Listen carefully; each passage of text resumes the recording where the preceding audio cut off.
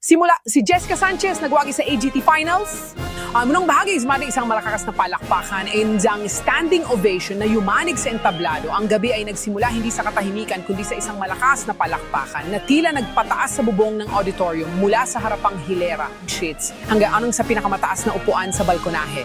Lahat ay tumayo. Isang nagkakaisang pagpapakita ng matinding paghanga. Ang hangin ay puno ng enerhiya. Hiyawan, sigaw, pinagsasaluhang emosyon. Umiikot na spotlight, asul. Umiikot na spotlight, ginto. Mga mukhang may luha, malalaking matang pagkamangha, mga kamera nakatutok, sandaling magiging highlight. Hindi lamang magalang, ito ay taus-puso. Ramdam ang pagyanig sa sahig. Bago ang huling nota, may nag-aabang na katahimikan. So, humihinga ang madla. Habang ibinubuhos ni Jessica ang kanyang buong pagkatao, tulad ng dam na bumubulwak, sinagit sumabog ang palakpakan. Hatol ng publiko nagkakaisang pag-apruba, uri ng pag-apruba na hindi mabibili. Sa puso ng liwanag at tunog, sila heart nakatayo si Jessica Sanchez. Tila isang anghel sa isang makinang na spotlight, eleganting gown, simple pero nakatuon sa talento, boses na makapangyarihan, eksakto at kontrolado, pumuno sa teatro. Pero ang emosyon ang tunay na kumonekta. Bawat nota,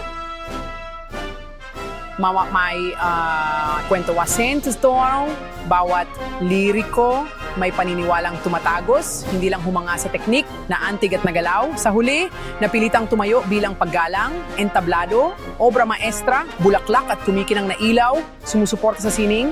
Maging ang host, halo ng paghanga at pagkamangha. Lahat na bihag, isang sandaling minsan sa buhay, tahimik na kumpiyansa sa mga mata, kalmadong tindig sa entablado, kumikislap ang mga ilaw ng telepono. At sa pusat, kumikislap ang mga luha.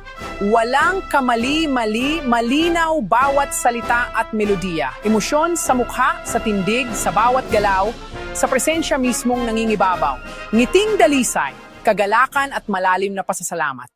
With ikatlong basig, masming abais ng autoridad, anis reactions ng mga kahukom at host. Sandaling natigilan ang panel. Hokshire diyan, nawalan ng imik. Lahat tumayo at pumalakpak ng masigla. Ang kilalang mahigpit, sa mais, amaang may bihira at tunay ng ngiti, palakpak na tuloy-tuloy. Idiniklara niyang lubos at ganap na kahanga-hanga. Jessica, isa kang kababalaghan. Hindi lang kanta, isa itong kaganapan. Emosyon na lumalampas sa wika ayon sa isa pang hukom. Poise at hindi ka panipaniwalang control. May isang ka-master class. Ang host, animas quercas, maskara ng dalisay, nakagalakan at pagmamalaki. Payak ang salita, mas malakas ang tama. Sumabay ang milyon-milyon sa bahay sa damdamin ng pagkamangha. Sumabog ang social media, clip, larawan at nagliliwanag na reviews. Marizila may pinakamahusay sa kasaysayan ng palabas. Iba, anikog si kumpiyansang hinulaan ng tagumpay. Perpektong bagyo ng positibong damdamin. Lumampas sa TV, naging kultural na kababalaghan. Opisyal na selyo ng hukom at publiko. Hindi maikakailang kahusayan. Habang para sa di pamilyar, si Zainia, matagal nang nasa spotlight si Jessica, talento, halata mula pa sa murang edad. Pinagyaman sa taon ng pagsasanay at pagtatanghal.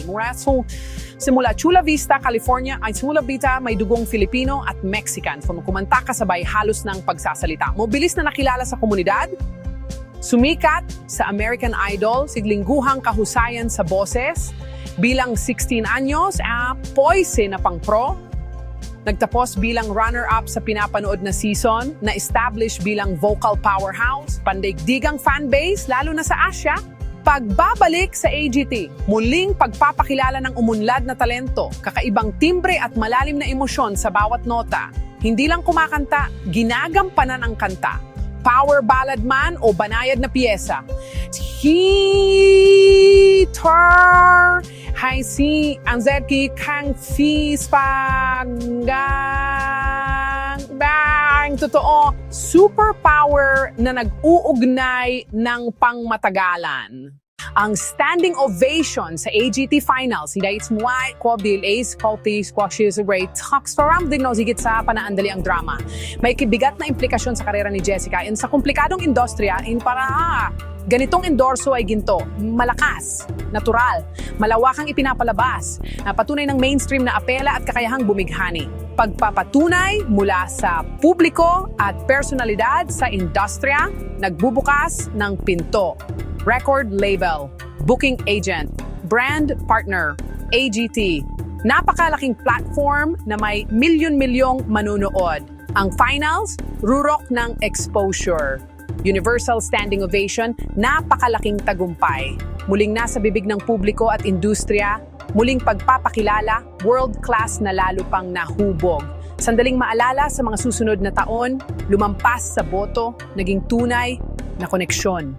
Bahagi na ng kanyang alamat.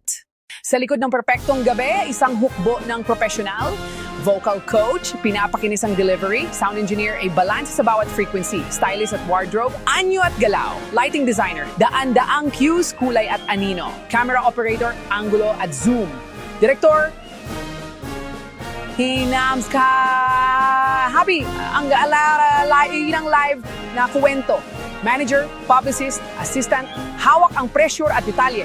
Pamilya at kaibigan ay ugat ng lakas ng loob. Perpektong ilaw, malinaw na nota at papuring kuha, bunga ang bunga ng daan-daang kamay. Huminang yang ilaw ay nanatili ang alaala ng palakpakan. Para kay Jessica, hindi pagtatapos, kundi simula. Bukas ang pinto, record deal, headlining tour, Broadway, high-profile collaborations, tawag, alok at maingat na plano. Bagong album na sumasalamin sa pagkahinog sa inyo o Vegas residency. Isang pandaigdigang audition sa nakita ng mga decision maker. Ang tanong, nandyan ba tayo para sumuporta? I-stream, bumili ng ticket at sumubaybay? Mabilis lang to, hindi ito AGT, American Idol yon, pero pareho ang takbo ng kwento, isang matinding laban sa prime time mula sa isang tahimik na audition hanggang sa isang napakalakas na finale. Pumasok siya sa audition room, isang teenager na kalmado at kinanta ang The Prayer, kontrolado, malinaw at may bahid ng lakas. Napapansin siya ng mga hurado, may kakaibang galing siyang ipinakita. Hollywood Week, punong-puno ng tensyon, walang tulog, mga boses na walang pahinga. Sinagot niya ito ng one and only. Tapos sa group rounds, galing pamumuno. Nakita ng kamera ang isang taong dama ang bawat liriko. Live shows ang unang malakas na pagkabigla, ang I Will Always Love You ni Whitney. Umaalingaw-ngaw ang matataas na nota. Tumayo ang lahat. Isang barigang krasidiriyak sa sonchpawal sa bawat. Subur isiritos for Sir ang yanaps na pringanak at kasama nito ang mga inaasahan. Dala niya ang bigat na iyon sa And I Am Telling You, I'm Not Going luha sa mga manunood. Isang pangako sa huling nota. Tapos ang pagkakamali, isang nakakagulat na gabi na nasa bottom 3. Huminto ang musika. Kinanta niya ang stuttering na parang isang pag-amin at ginamit ng mga hurado ang save. Naging mahalagang bahagi ito ng kwento. Ang talento ay hindi lang galing, kundi pagiging matatag.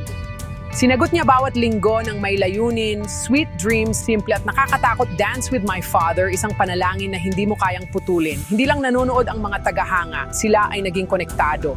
Gabi ng finale. Lalong tumindi ang laban. Ang lakas ay nakipagtagpo sa pagiging mahinahon. Ang panganib ay nakipagtagpo sa pagpipigil.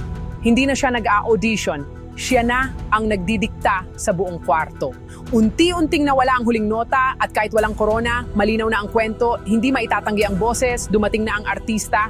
Mula sa unang huminga ka hanggang sa huling nagawa mo, ang kanyang paglalakbay ay hindi lang isang montage.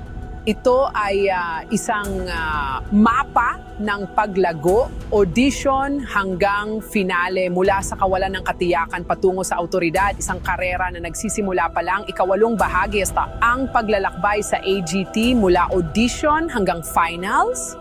Nagsimula sa audition, boses na agad tumagos, nakahinto ang mga hukom, quarterfinals, pinahusay ang kontrol, mas pinalakas ang emosyon, lumawak ang suporta. Semifinals, matapang ang pagpili ng kanta, nagningning ang timbre at phrasing. Finals, all-in ang puso, standing ovation na umalingaw-ngaw. AGT journey ni Jessica, kwento ng pagyabong, katatagan at hindi matatawarang talento.